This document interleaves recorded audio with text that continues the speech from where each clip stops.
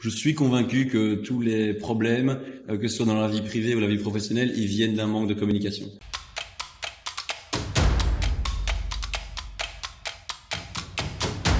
Bon, alors aujourd'hui, c'est un vrai succès, mais bon, comme tu l'as dit, c'est d'abord un projet d'étudiant à la base. Comment est-ce que tu as fait pour faire grandir de 0 à 300 000 clients? Quelles sont un petit peu les erreurs que tu as faites et quelle est l'erreur que tu n'aimerais pas reproduire dans ce trajet-là? Alors, les erreurs que j'ai faites, je pense qu'on n'aura pas le temps de toutes les énumérer, pour être tout à fait honnête, et je continue à en faire un peu tous les jours. C'était effectivement un projet d'étudiant. On n'avait pas imaginé l'ampleur que ça pourrait prendre. Alors évidemment, on fait notre premier business plan, on se dit, on est Facebook dans 2 ans et voilà. Mais je pense que la plus grosse erreur qu'on ait été amené à faire, ça a été plutôt je dirais en termes de gestion en interne, c'est la communication. Et ça, c'est quelque chose qu'on a vu avec le temps maintenant, où on insiste énormément là-dessus. Mais je suis convaincu que tous les problèmes, que ce soit dans la vie privée ou la vie professionnelle, ils viennent d'un manque de communication. Et nous, on est passé par un moment assez difficile parce qu'on a lancé la boîte à 4. On a dû se séparer d'un des fondateurs. Et en fait, c'est une personne avec qui je m'entends super bien et qui est un mec brillant et qui a relancé sa boîte et qui est top.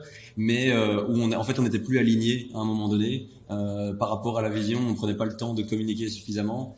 Et ouais, je pense que ça a été notre plus grande erreur, ou en tout cas l'épreuve la plus difficile par laquelle on est passé et dont on a appris le plus pour la suite, quoi. Ok, donc aujourd'hui, tu communiques bien, tu communiques avec tout le monde?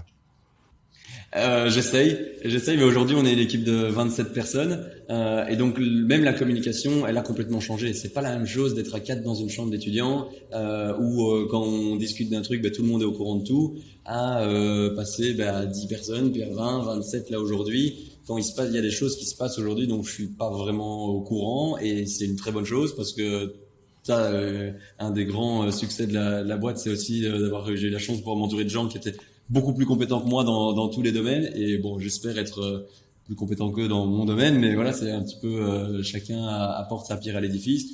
Et donc voilà, il faut apprendre à déléguer et à faire confiance aux gens. Mais quand il se passe quelque chose, tout le monde n'est pas au courant directement, donc on doit adapter notre communication. On a dû énormément l'adapter pendant le Covid aussi, parce qu'on a été obligé d'être en télétravail.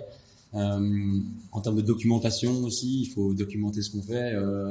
Pour ça, il faut être un peu plus organisé que moi. C'est pas mon gros point fort, on va dire, mais voilà, c'est des apprentissages qu'on fait au fur et à mesure. Et clairement, c'est une des choses que j'adore, c'est que en 8 ans et demi maintenant, j'ai changé au moins 10 fois de métier, quoi. Je fais toujours la même chose, mais enfin, j'ai toujours le même poste, mais je fais tout le temps des choses différentes.